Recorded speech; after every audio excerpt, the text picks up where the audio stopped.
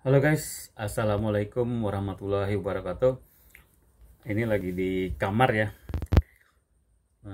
Ada berita yang bagus atau sesuatu yang menarik, jadinya saya ingin bikin video malam ini juga. Jadi, pemerintah Republik Indonesia ada rencana untuk menurunkan pajak kelapa sawit. Artinya, harga jual kelapa sawit akan semakin rendah. Nah,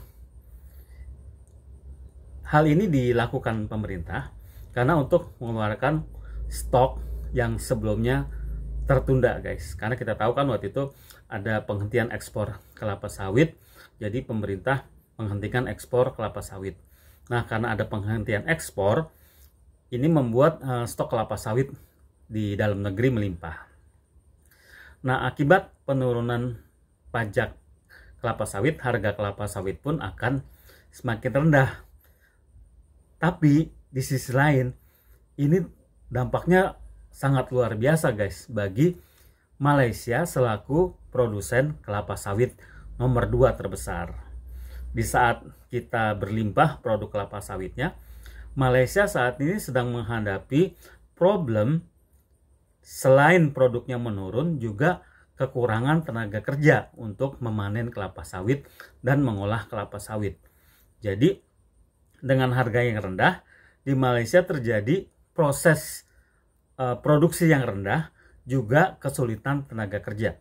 Jadi ide pemerintah ini sangat jitu sekali ya guys, dalam rangka menguasai pasar sawit dunia.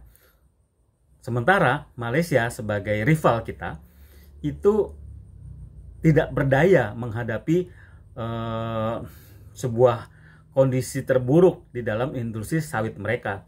Sudah produknya turun, tenaga kerjanya sulit, harganya juga rendah. Jadi ketika Indonesia menerapkan harga yang rendah, Malaysia yang produksinya sedikit mau nggak mau juga harus mengikuti harga yang rendah juga.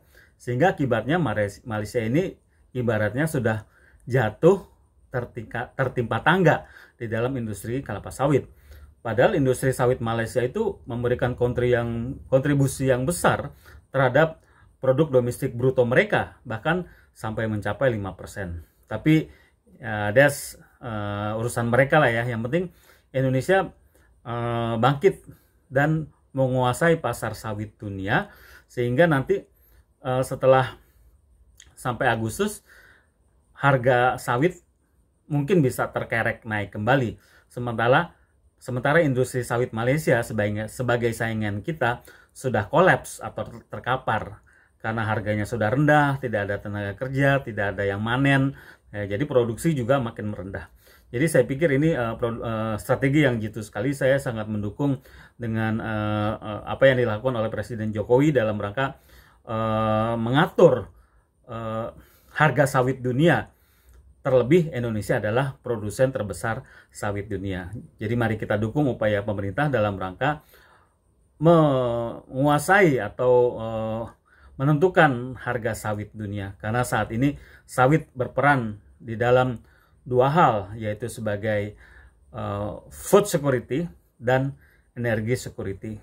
Jadi kita doakan semoga sawit Indonesia semakin berjaya dan kesejahteraan para petani sawit di Indonesia juga ikut meningkat. Demikian ya guys, pendapat saya malam ini. Wassalamualaikum warahmatullahi wabarakatuh.